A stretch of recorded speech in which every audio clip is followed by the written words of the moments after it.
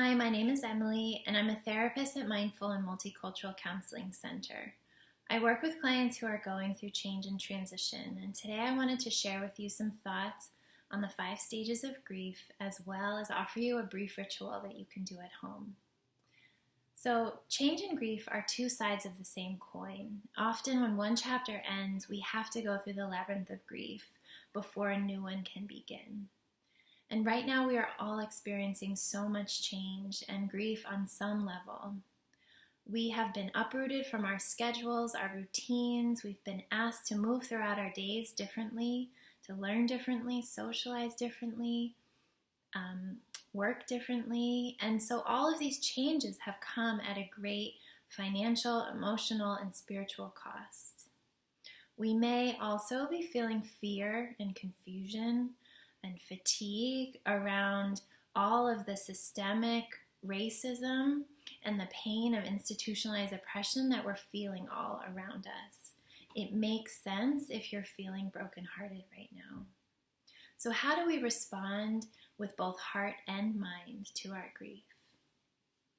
So it's important to note that grief is messy and circular. It's not a static or linear process. Though there are these 5 stages of grief, we often want to know that there's a beginning and end, but it can look and feel different for each person and each situation.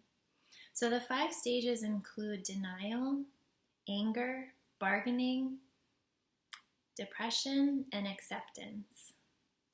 So denial is what happens right after the first days and weeks of an event or a loss.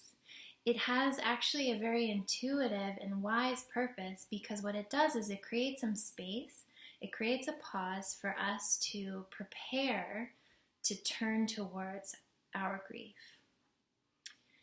Anger shows up and is an emotion that indicates that there are other emotions percolating under the surface. Anger is most recognizable, it's most familiar, it's sticky, and it sticks around. It's also a protective emotion, so it helps to point us towards the things that we care about and love. Bargaining is an attempt at a temporary truce. So here we feel a lot of resistance and we're almost willing to do anything to go back to the way things were. We ask a lot of questions like, what if? And if only, ... So depression arises when we're a little bit more ready to sit with the harder emotions.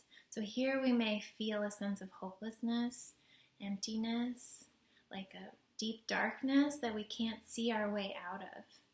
But like every stage, depression is really important. These harder feelings are extremely important to give them the time and the space that they need to be felt, to be seen, and to really marinate, because in doing so, eventually they soften.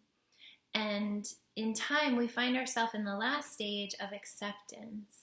So acceptance is when we're a little bit more ready to readjust ourselves, reorient ourselves around a new beginning. And here you may feel some guilt. You may feel badly about moving away from the things that you have loved or lost. But in time, these moments of acceptance begin to become longer, and they begin to create a stronger foundation that we can stand upon. And here we learn to trust that we can both honor the things that we have loved and lost, as well as move towards a new beginning.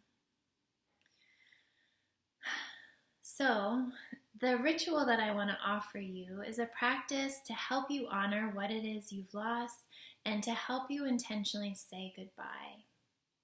So I invite you to find a quiet corner in your house, your room, or outside in nature where perhaps you can light a candle and have with you a piece of paper or a journal and a pen.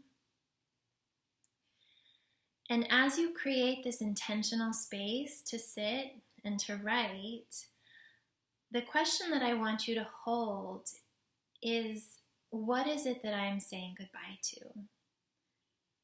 So at the top of your paper, you could write the words goodbye to, dot, dot, dot. And then as you reflect on this question, what is it that I'm saying goodbye to? Start to make a list of what comes up. If you've had to say goodbye to a loved one, what is it that you will miss? If you're transitioning to a new chapter of work or life, what is it that you're letting go of?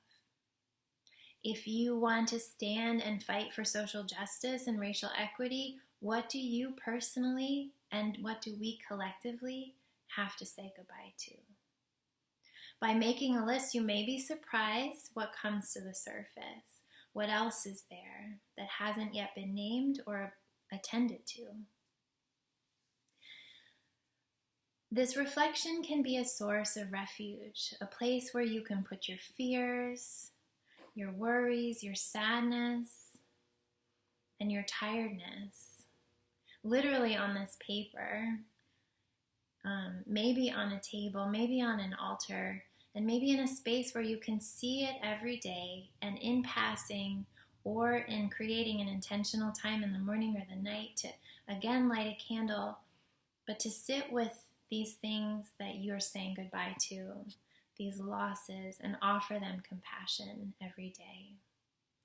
My hope is that this has been helpful and that this practice can offer you a greater sense of peace and ease as you move through your days and through your grief.